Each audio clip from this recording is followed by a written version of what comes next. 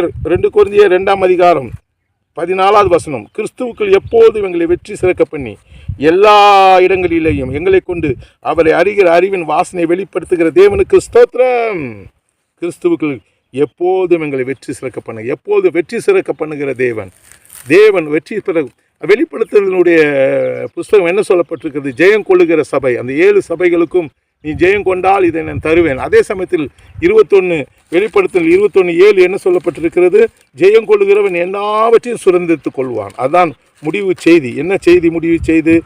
21:7 ஜெயம் கொள்ளுகிறவன் எல்லாவற்றையும் சுதந்திரித்துக் கொள்வான். நான் அவன் தேவனாயிருப்பான், அவன் என் குமாரனாயிருப்பான். அதே சமயத்தில் 1 கொரிந்தியர் 15ஆம் அதிகாரம் 57வது வசனம் என்ன சொல்லப்பட்டிருக்கிறது? கிறிஸ்துவினாலே எங்களுக்கு வெற்றி சிறக்கப்படுகிற தேவனுக்கு ஸ்தோத்திரம்.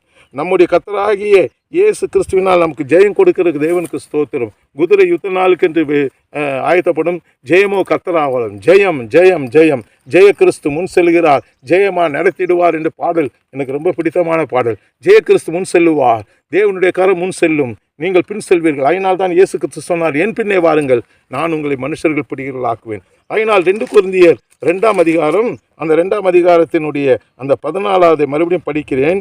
கிறிஸ்துவுக்குள் எப்போது எங்களை வெற்றி சிறக்க பண்ணி எல்லா இடங்களிலேயும் எங்களை கொண்டு அவரை அறிகிற அறிவின் வாசனை வெளிப்படுத்துகிற தேவனுக்கு ஸ்தோத்திரம். அது தேவனுடைய அறிகிற அறிவின் வாசனை. ஆனால் 2:10 என்ன சொல்லப்பட்டிருக்கிறது?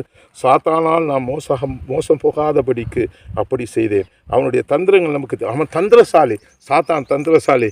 ஆண்டார் நம்முடைய ஆண்டவரோ ஞானம் உள்ளவர், நீதி உள்ளவர், பரிசுத்தம் உள்ளவர்.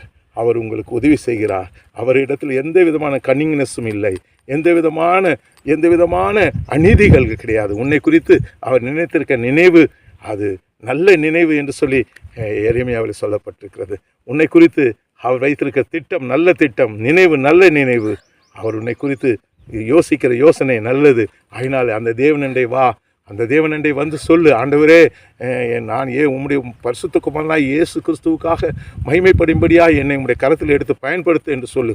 உன்னை தேவன் பரிசுத்தவனால் நிரப்பி உன்னை பயன்படுத்துவார். ஆகினாலே இந்த வசனம் எப்போதும் உங்கள் வாழ்க்கையை விட்டு நீங்கள் அகன்று போட வேண்டாம். 2 கொரிந்தியர் 2ஆம் அதிகாரம், கிறிஸ்துவுக்குள் எப்போதும் எங்களை வெற்றி சிறக்க பண்ணி எல்லா இடங்களிலேயும் எங்களை கொண்டு அறிகிற அறிவின் வாசனை வெளிப்படுத்துகிற எல்லா இடங்களிலும் எப்போதும் எங்கும் எப்பொழுதும் எங்கள் வார்த்தையை மறந்து விட வேண்டாம். God bless you.